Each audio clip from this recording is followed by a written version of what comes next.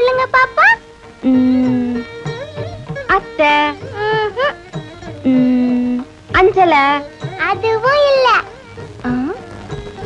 ஒருவேளை தேவி அப்பாவா இருக்குமோ என்னமோ. பாதி சொல்லிட்டீங்க. என்னால கண்டுபிடிக்கவே முடியலையே. என் கை சின்ன கை தானம்மா. நீங்க கண்டுபிடிக்க முடியலன்னு போய் தானே சொல்றீங்க. யாருமா போய் சொல்றா? எல்லாம் உங்க மனைவிதான். உங்க மனைவியா? சிவகாமி என்ன சொல்றா பாத்தியா? இது என்னங்க, வேற என்னென்னமோ செய்யறத பார்த்தா அசந்து போயிடுவீங்க. அப்படி என்ன செய்யறா?